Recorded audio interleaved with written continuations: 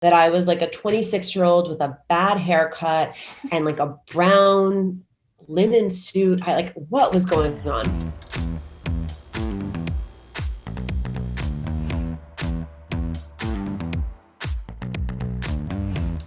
I'm Maxie McCoy, and this has Never Been Asked, where I invite my guests to break out of whatever box they have been stuck in. And one of those boxes, the big ol' likability box, is one that my next guest, she not only broke out of it, but she is making sure that no woman, no matter her identity, gets trapped in it again.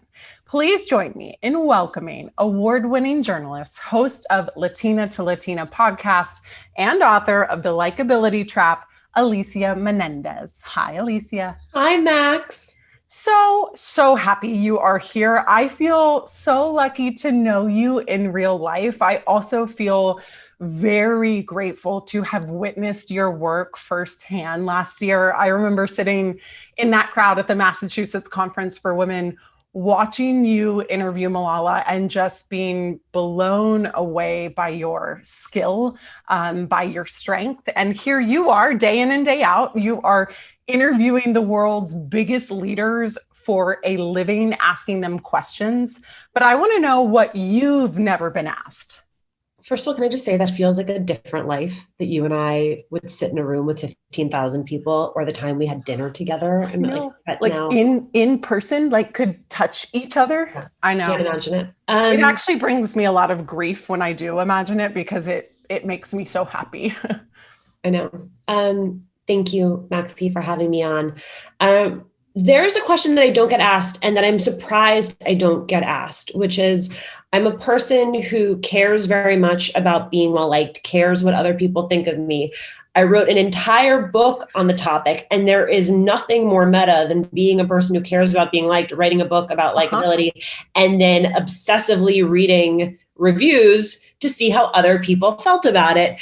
And no one has asked me about going through that process. Okay, so here I am going to ask it because, as you know, I went through a similar experience writing You're Not Lost and then feeling very lost when it came out. So I relate on so many levels about how sort of ridiculous and meta it feels. What was coming up for you in that first time you read a negative review? Which of the traps were you back in? Right. I'm very happy that I didn't write a book where I acted at the end of it as though I was fixed or this problem was fixed, because that would be dishonest. And that's not where I was. I'm still a person who cares about these things. I remember getting one of my first reviews from a publication, and it was really good. And I think that my editor made a point of making sure to be like, isn't this a great review? Because 90% of it was glowing. And there were one or two lines that said, the fault of the book, or if there's a fault of the book, it's that it doesn't offer more in the way of solutions. So what did my hypercritical mind focus on? That one line. I sent it to my husband, pulling out that line, right? I ignored the rest of it. Couldn't even process the rest of it. Couldn't process it. Yeah, there was no relief, there was no happiness. I just processed that line. And then I think what has been even harder is reading reviews from readers, because there are people who just don't like feminist texts who should have never ended up with a feminist book in their hand. Shouldn't have bought it to begin with. I'm like, that is sort of irritating, but I can almost put that aside. What is almost harder is when it's someone who really felt like they needed the book and didn't get what they needed out of it, where you almost wish you could send the person a refund for it and say, I know. I'm so sorry. One of the things that helped me, though, I don't know if you did this at all, is I would go to books that I love and read. It's exactly what I did. Yeah. Which book did you go to? It's exactly what I did. And I clicked on 1 star and I was like, if Brené Brown is getting one. So I did the literally, it was all I knew to do because I thought I was going to have a meltdown. 100%. I went to Glennon Doyle. I did a few Glennon Doyle reviews. Yep. That perversely helped a little. My friend Janet Mock, I went and read some of her reviews. And you know what was helpful, Maxie, was that some of the reviews were like, the book cover was dirty. And that helped me remember that to some people, it's a product. They're not even assessing it by the value of the idea. They're assessing it as a purchase. Yep. And that in some ways gave me some distance from it. Yeah. On the flip though, and this was told to me and I didn't appreciate it until it all happened, was that it does take a long time for a book to find its audience. Even books that are New York Times bestsellers, which mine was not, which was another thing that I had to reckon with. Even those books, it doesn't mean that they're necessarily ending up in the hands of the right 10,000 people in week one. And as the book has wound its way through the world and clearly gone from girlfriend to girlfriend, from colleague to colleague, and found the people who I really intended it for and who were ready to receive the message, that has what has made it all completely worthwhile. Where in your own work were you leaning on in those moments, in the whole experience of the book coming out? So one of the traps that I ran into, I think in a more subtle way, is this idea that women get dinged for their ambition and for their success. I felt very immodest putting the book out into the world. I think that's actually probably where you and I met the night that we had dinner, where I was struggling with the fact that I knew I should have had more Instagram posts and I should have done a better job of writing that email to everyone in my life saying, please buy this book. Please buy it for 5 people in your life. Here are the 10 things you can do to support me. I just wasn't quite there. I think part of it was that that was a moment where there were a lot of things happening. My book happened to publish at the same time that I moved. I had a very new baby. I was starting a new job. Lots of factors collided to make that so. I just didn't have the emotional and mental capacity that I would have had in other moments. But that came up for me, that I was like, is it fair to ask people to support me yet again? Which of course, sort of, what that answer is. And when you hear another woman ask it, it's so absurd. But when you're going through it, it feels pretty reasonable. Very reasonable and so real. And I know that, there's a lot of misconceptions we have about our success, whether, someone is listening to this and is never going to write a book, but they're navigating the journey inside of their workplace. There's a parallel there, right, of what I know to be true, which is we do have to ask for those things in order to get to places that we want to be. How have you seen that misconception come up in all of the women that have read your book and all of the women that come to you for career mentorship because of how big and bright your journey has been, that we fail to see that we actually need to ask for those things? So funny whenever you have someone else reflect yourself back to you. So to hear you call it big and bright, I'm like, is that what it is? It's so big and bright, even though it doesn't feel like that today. Yeah.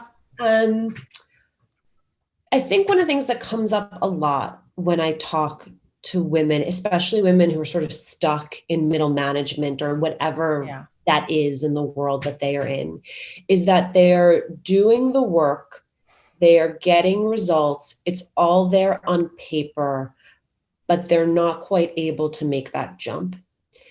And that can be for a variety of reasons. But one of the things that comes up a lot is not understanding that if you don't navigate this question of taking credit, then you likely will not get it.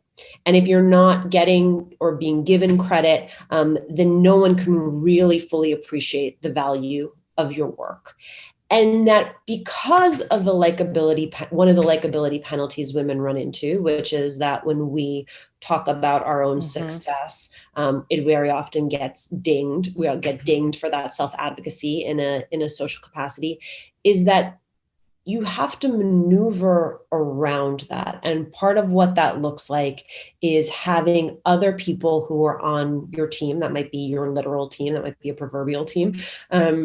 Managers, sponsors, mentors, who can make sure that the people who are in decision-making positions as it relates to what would be your ascension understand the value that you bring and understand that in very hard terms. And the idea that the work will speak for itself. The work has to be excellent. You have to be doing the hard work. I have never met a woman who reads women in leadership books who isn't already clearing those hurdles. She's doing it. No, she's doing it, which means she's more often than not missing some of the finer points, or because I'm very big on the fact that I think we too often put these problems on women, or she's in an environment where she is not seen, may never be seen. And it's also time for her to begin to plot and plan her next move. Can you tell me in a way that if there's anyone listening who's questioning if it's her or if it's the place and is it time to go, what are those signals? Okay, so part of the reason this has become so hard is because sexism and racism now manifest in much more subtle ways than they did 30 or 40 years ago. I mean, sometimes if it's overt, then you march yourself over to HR and you make clear that it's overt. If it is subtle and you're questioning yourself, one of the things I heard over and over again from women of color, particularly Black women, was this idea that when they would identify a problem in the workplace, they would become the problem, and that pattern would repeat over and over again. This is where I really think having a core group, crew, whatever it is you want to call it, of women who are more or less at your level professionally, who know you, who see you, who get you, who ideally share multiple shared attributes. I have a lot of fellow Latinas and the people that I would consider that circle for me, who you can go to and say, hey, this thing happened. I can't tell if it is me, if I am being sensitive, or if this says something about the institution or the place where I work. And part of where I think that group goes from good to great is it's not just a group of cheerleaders. It's not a group who every time you come to them with someone's critique or feedback of you, it's like, no, you're the best, you're amazing. It's someone who can really help you sort through. Yes, sometimes that is the way that you self-present, or yes, sometimes, I know that you pride yourself on being really deliberate, but sometimes that reads as indecision and, you're late getting things. Just someone who can really talk. Knows you, knows your weaknesses, and it can be honest. Exactly. And then you bounce it off them. Yeah. And I think if you end up in a pattern and you know when something is a pattern, and you have flagged it to someone who's in a position to do something about it and they've not done something about it, then it's time to move on. And you sort of always know that in your gut. Yeah. I don't think our gut lies to us very often. Yeah. But that doesn't mean that you walk in and you quit and burn it all down that day. It means build yourself an exit plan, right? And I've had exit plans in my own life that take a year to execute, where I say, this is the amount of money I will need for 6 months while I'm figuring out freelancing or multiple gigs that I will put together, or I'm looking for another job, and I will continue to do this job until I can make that move.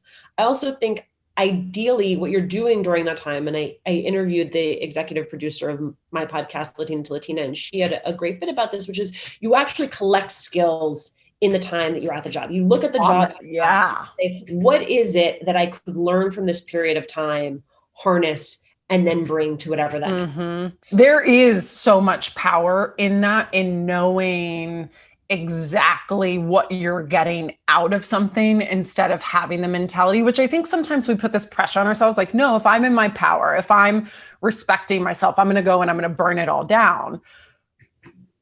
But you're not financially ready. You're like the most self-respecting thing that we can do oftentimes is acknowledging some of the foundation. And to your point, getting those skill sets on the way out. It's like knowing your trade-offs.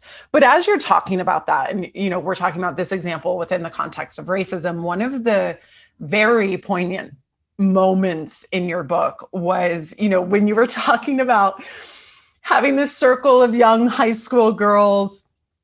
And I was laughing so hard because I had a similar experience with some high school girls where I felt like I was trying so hard. I was the most nervous I had ever been. Like, you could put 5,000 40-year-old women and I would have been fine. These 16-year-olds killed me in all the best ways. But, and you talked about the moment you walked over and they said, what they said. Can you tell everyone a bit about this moment with those high school girls and what they told you?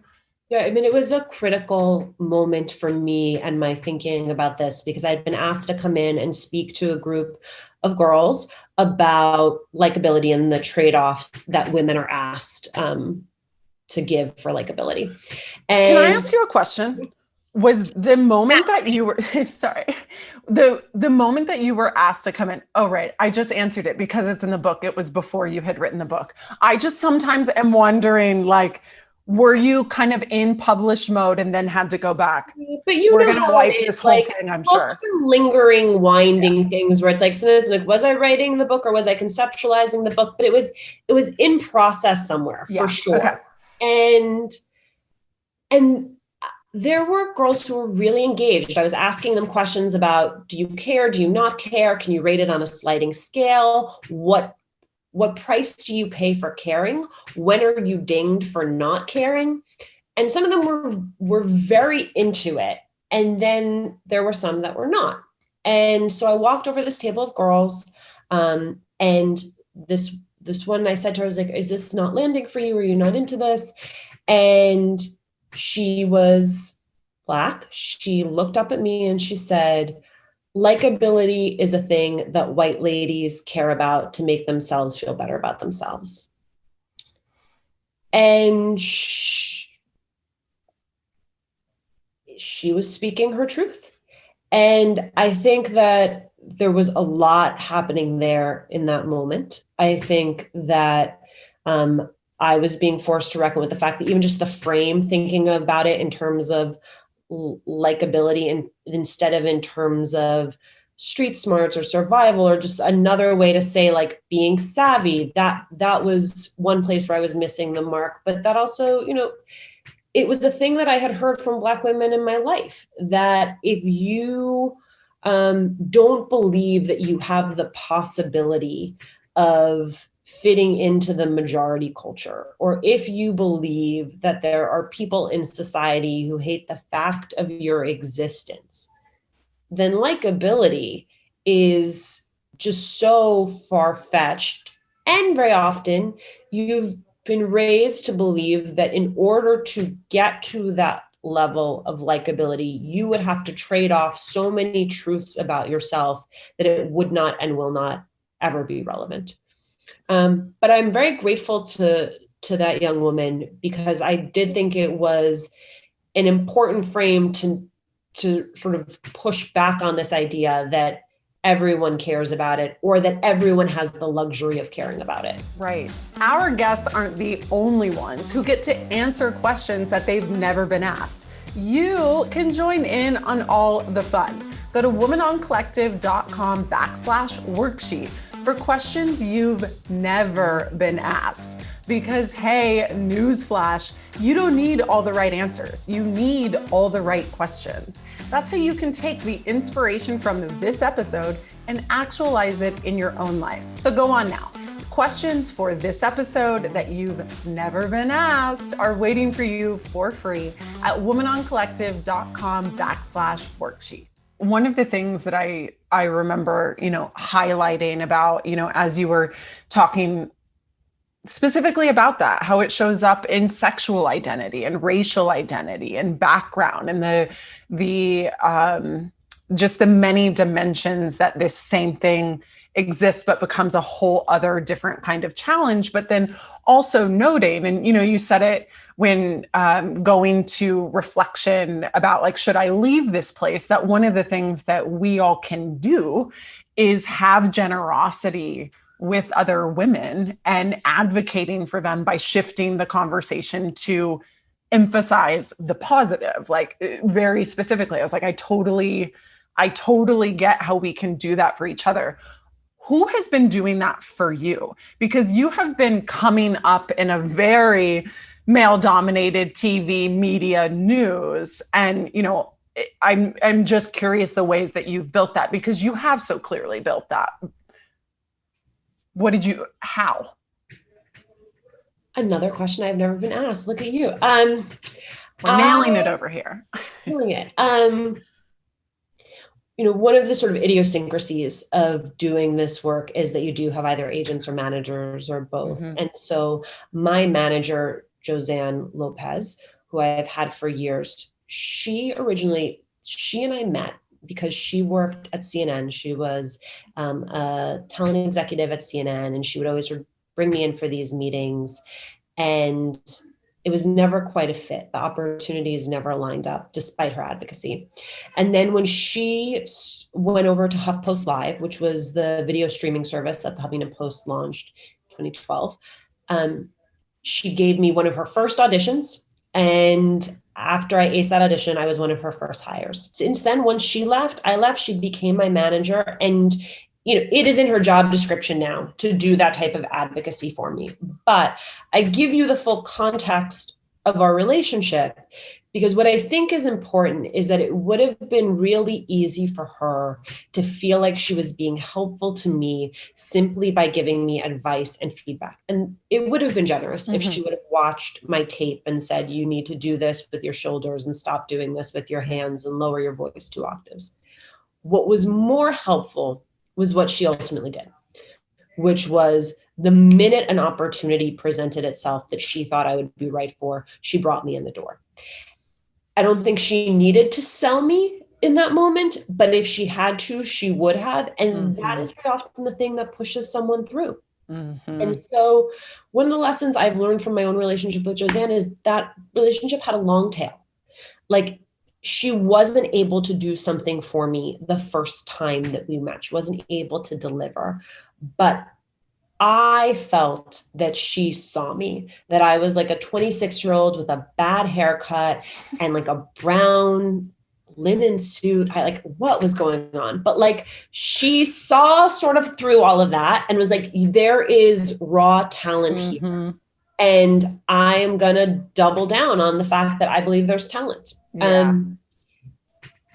The long tail is important, right? Like, because it's like she didn't do it once and you didn't stop trusting her once, right? Like it built, and there's no greater trust than someone who's literally managing the trajectory of your career at this point. And even as you're talking, I like the faces are kind of out here in the air of the women who have done that for me, that it wasn't one time. It was years of getting to know them where these doors get open in the big ways.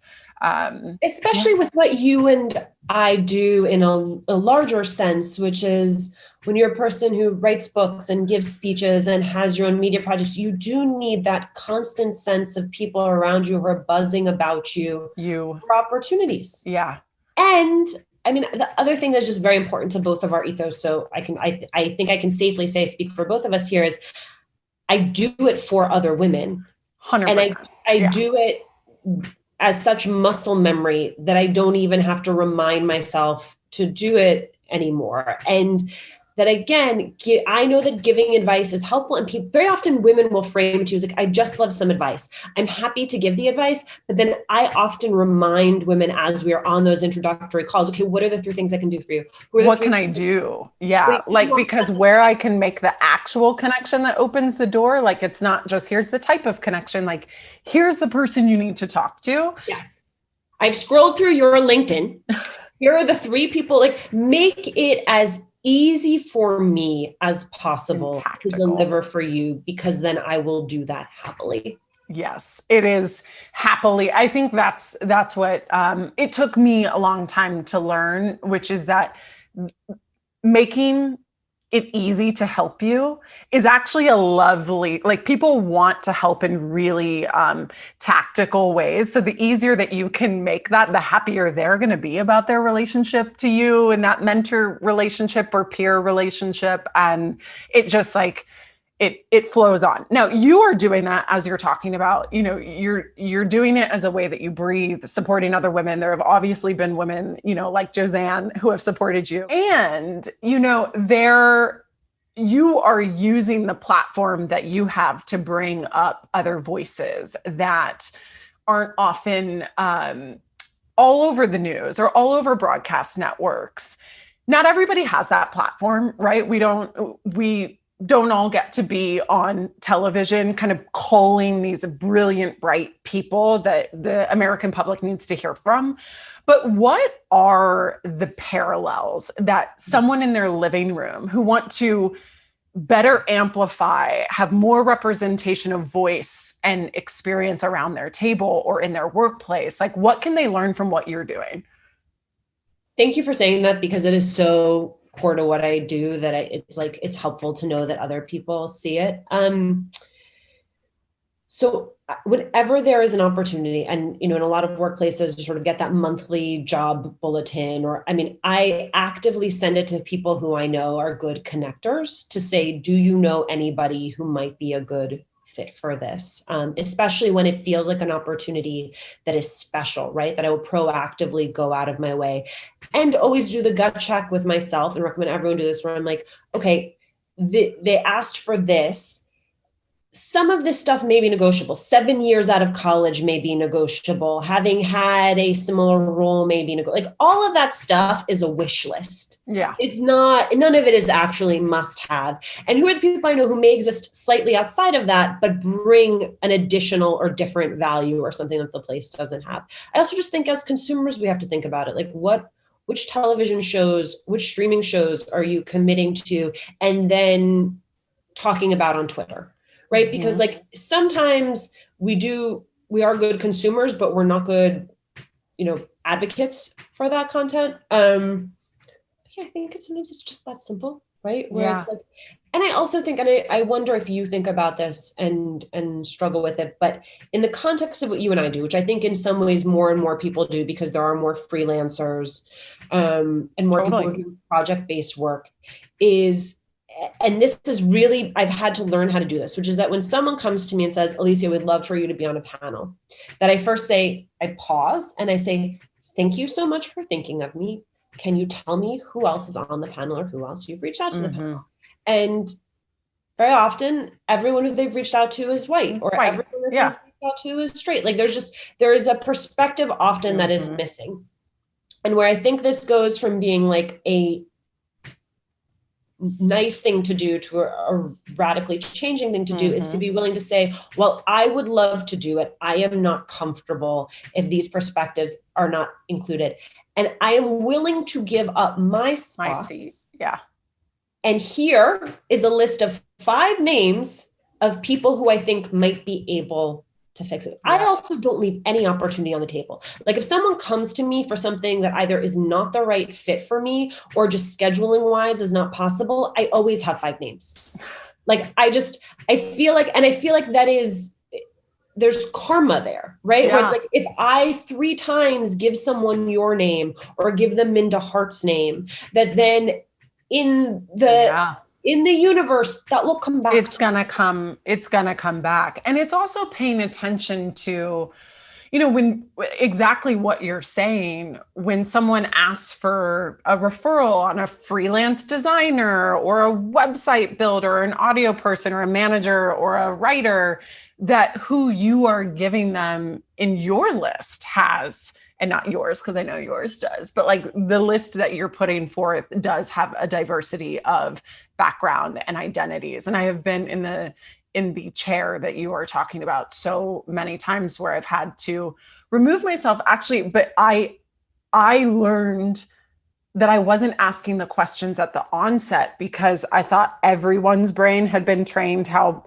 my brain had been in all of these years doing intersectional work in the women's space. And I realized really quickly, not only are you going to have to make recommendations, probably remove yourself, you also are going to be educating them, and that's totally fine. But when I first started to see it was like, oh my God, I'm going to be blowing their event up. Like, are they going to be mad at me? Are they not going to like me? Which, like, as a white woman, I can fucking handle, but like compared to what a lot of my peers are experiencing, it just is. Yeah. It was not assuming is probably the easiest way to put that.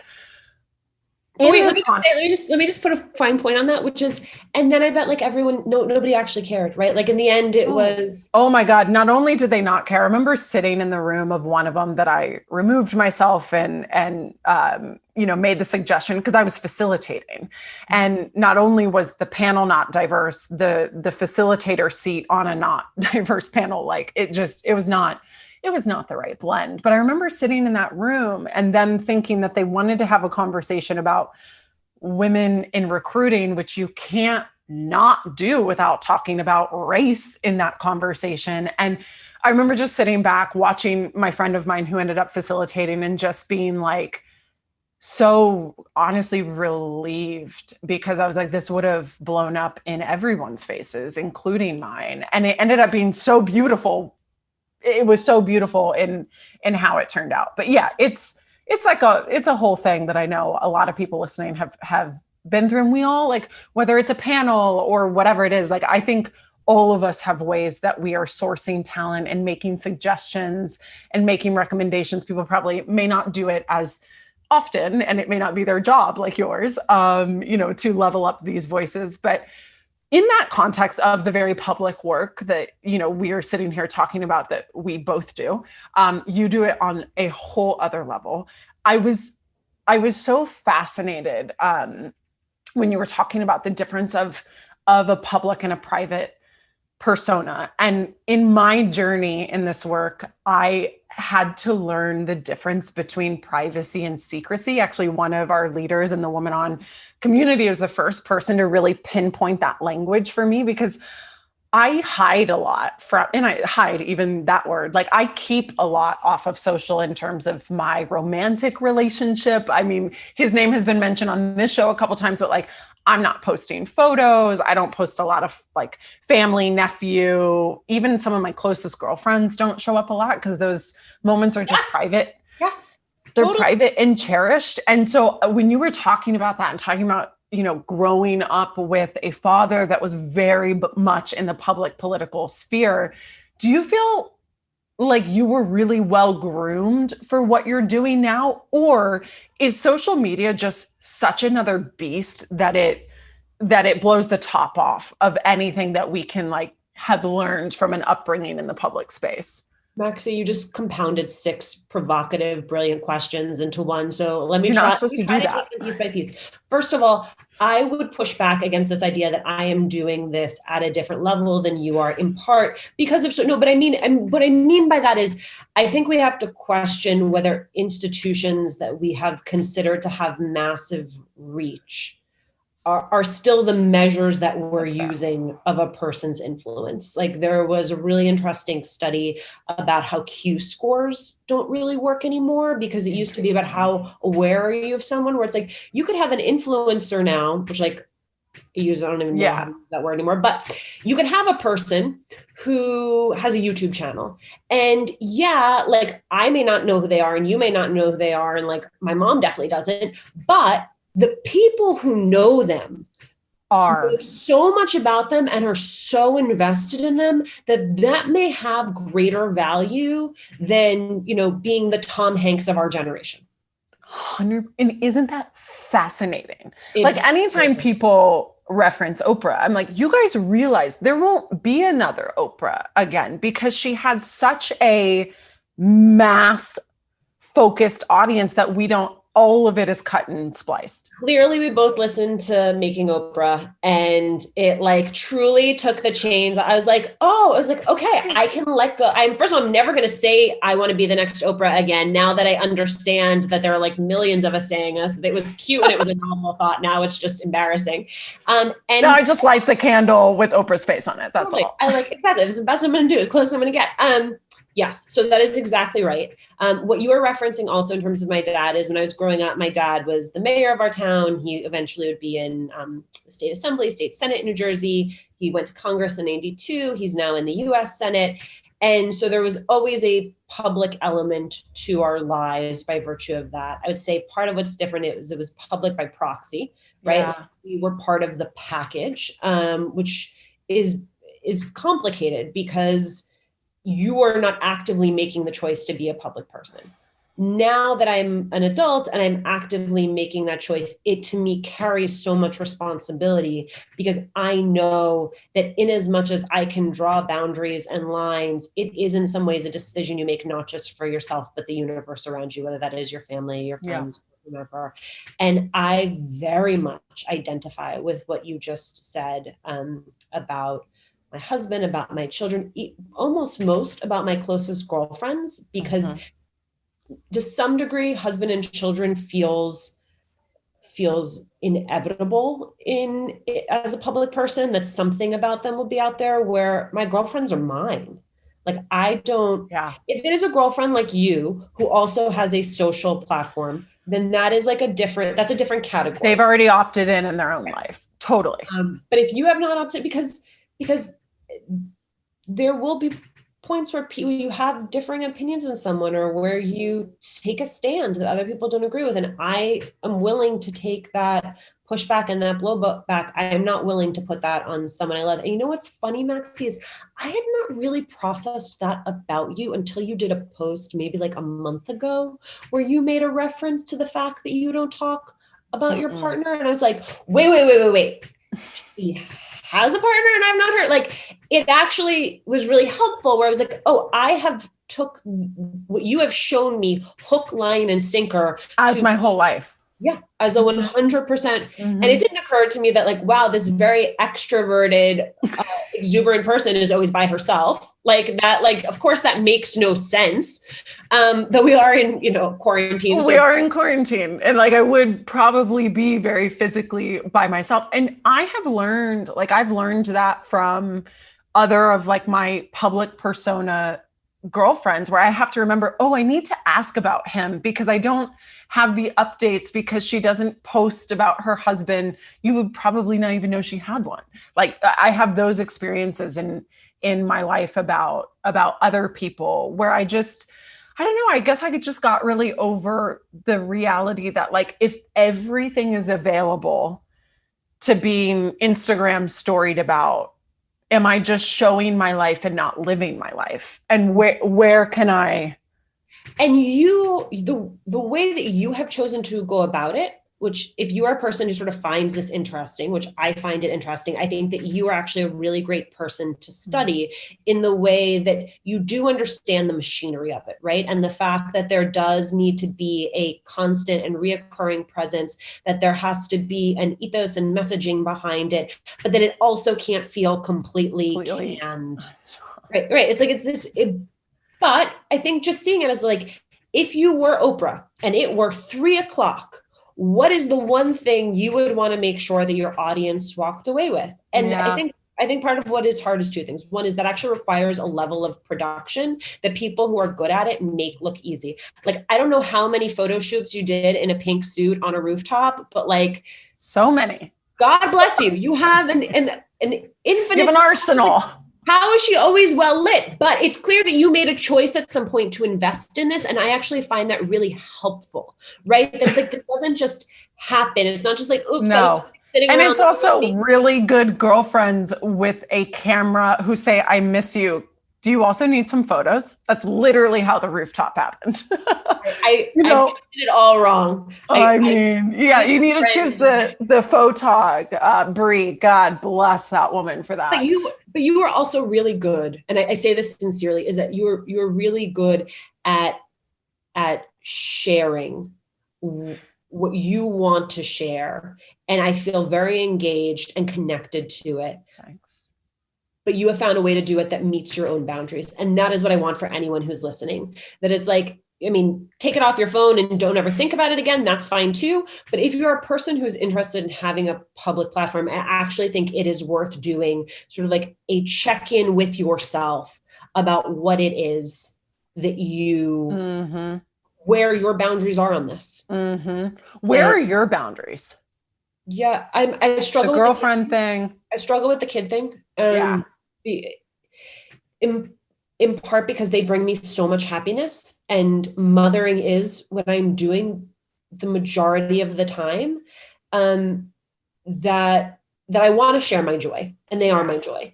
And I also, like, when I was growing up, I wondered how women who had children and big careers made it work. And so I also worry that not sharing them makes that less real. Like, of course you can talk about it. Of course you can reference it. I know a lot of people who just won't show their kids. Like, there are plenty of ways to go about it, but then that almost seems to me like overthought. Right. Whereas like now I'm sharing pictures of my kids, but they have emojis on their faces. Like, so anyhow, my kids to me are a big question mark because I also want to preserve their privacy and their ability to be a person in the world. And also I can imagine, I think on part 2 of this podcast, I want to know how likability and all of this has shown up in motherhood, which I know we would need. They're little enough. Check in with me when you're on like season 14. Okay, we'll do it again. Like, they hate me. It's terrible. It just, I mean, I do, like, I can only imagine what that is like. And also, I mean, when you were saying, like, I thought it had to be one or the other, like motherhood or a big career, that is like the thing I'm constantly unraveling in my head, to your point of like, what is possible. But I've had enough women now at this point, like you, who I know on a personal level, to know it's possible. It's messy. You're not perfect at it, but like, you do have the joys, and you're bringing a lot of joy to all of us. Alicia, thank you so much. All right, but call me after so we can talk about motherhood. Done and done. Mwah.